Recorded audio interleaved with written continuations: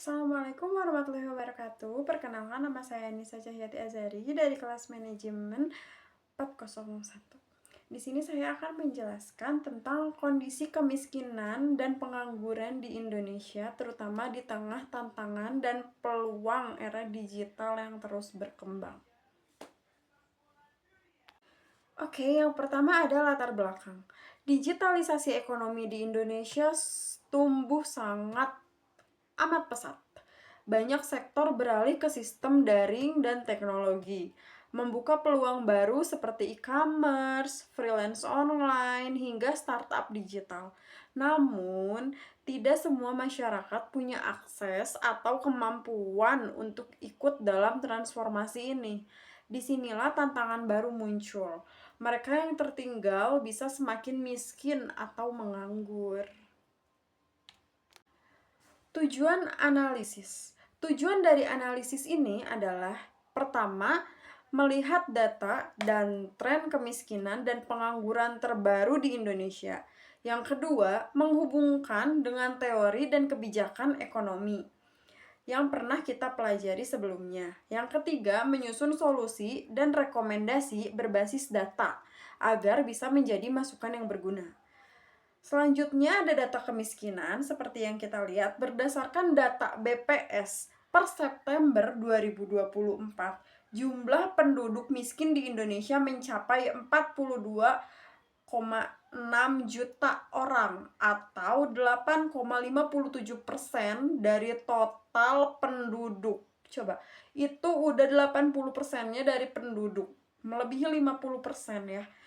Nah, meski menurun dari Maret 2024, ini masih angka yang sangat besar karena masih ada di deretan 80%.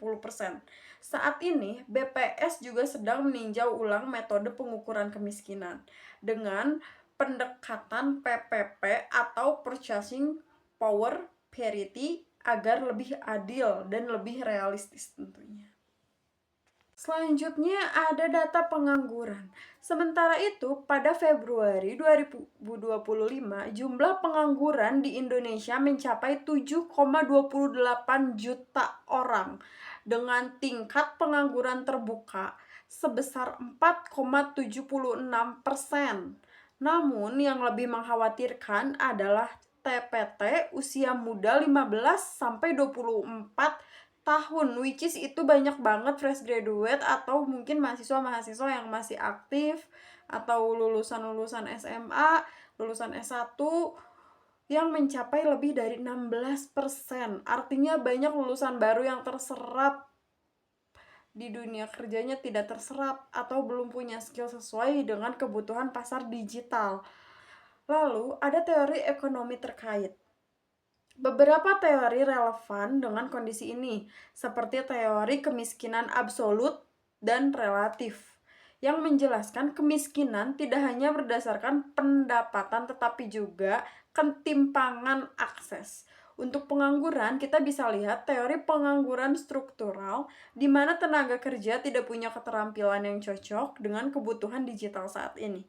Maka investasi SDM dan pelatihan digital sangat amat penting. Selanjutnya ada kebijakan dari pemerintah. Tentunya pemerintah tidak akan tinggal diam, mereka mengeluarkan kebijakan. Pemerintah sudah punya beberapa program seperti Kartu Prakerja, Digital Talent Scholarship atau Kominfo, dan bantuan sosial untuk masyarakat miskin. Ada juga UU Cipta Kerja yang mendorong penciptaan lapangan kerja baru. Tapi realisasi di lapangan masih menghadapi tantangan seperti minimnya sinyal, keterbatasan perangkat, dan kurangnya pendampingan. Oke, permasalahan yang sering muncul.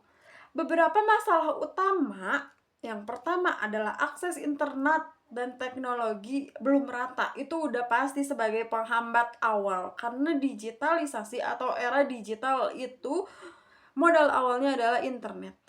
Yang kedua, literasi digital yang rendah. Yang ketiga, banyak pekerja informal tidak punya perlindungan. Dan yang keempat, ada data kemiskinan dari berbagai instansi, kadang berbeda, sehingga sulit menyusun kebijakan yang tepat sasarannya. Selanjutnya ada solusi dan rekomendasi.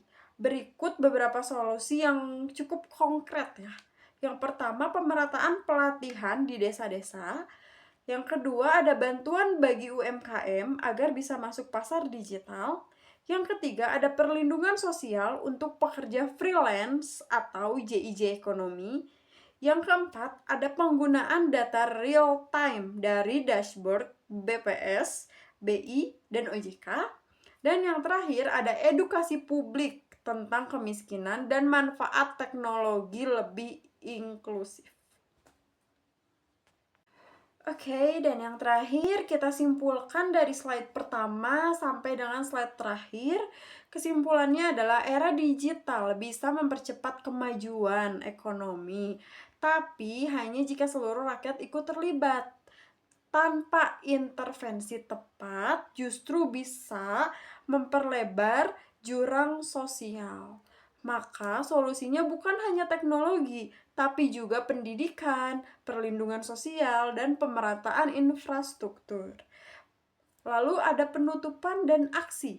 Transformasi digital bukan hanya soal kecepatan, tapi juga soal keadilan. Mari kita dorong kebijakan yang bisa lebih inklusif dan adil agar tidak ada yang tertinggal. Pemerintah, swasta, masyarakat harus bergandengan tangan. Sekian pemaparan materi dari saya. Mohon maaf apabila masih banyak sekali kekurangan. Terima kasih sudah mendengarkan. Wassalamualaikum warahmatullahi wabarakatuh.